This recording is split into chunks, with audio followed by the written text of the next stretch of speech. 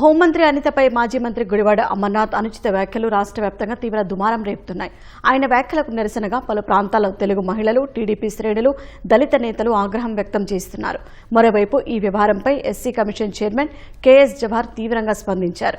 వ్యక్తుల ఆహార్యాన్ని కించపరిచేలా మాట్లాడటం కూడా వివక్ష కిందకే వస్తుందని స్పష్టం చేసిన ఆయన ఈ ఘటనపై వెంటనే కేసు నమోదు చేయాలని విశాఖ పోలీస్ కమిషన్ను ఆదేశించారు.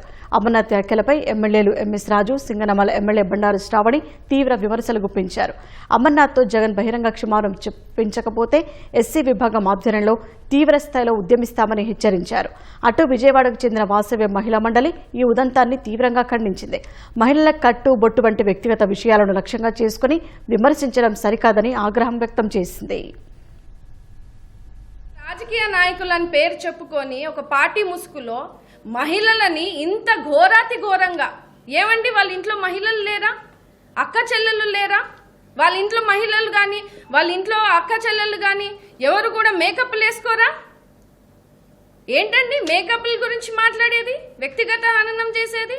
పనితీరు మీద ఏదైనా ఇబ్బందిగా ఉంటే, తప్పులు ఉంటే దయచేసి ప్రశ్నించండి. అంటే ఆత్మగౌరవాన్ని చంపితే రాజకీయాలు వదిలేసి వెళ్ళిపోయే విధంగా మాట్లాడాలని అనుకున్నారు మీరు.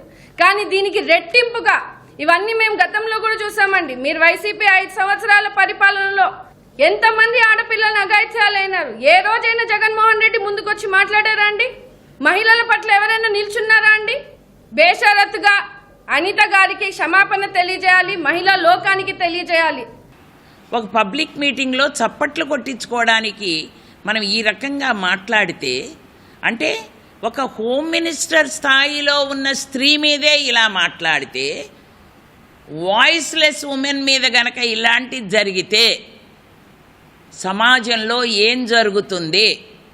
ఆవిడని ఇప్పుడు ఎదుర్కోలేకపోతున్నాను, ఆవిడ జెట్ స్పీడ్తో వెళ్తుంది కాబట్టి నేను ఇలా కామెంట్ చేస్తే కిందకి దిగుతున్నాను. అక్కడ ఉన్న వాళ్ళు చప్పట్లు ఎందుకు కొట్టారో నాకు తెలియదు, కానీ అమర్నాథ్ గారు అలాంటి కామెంట్స్ చేయకూడదు. ఎందుకంటే he should take back the words.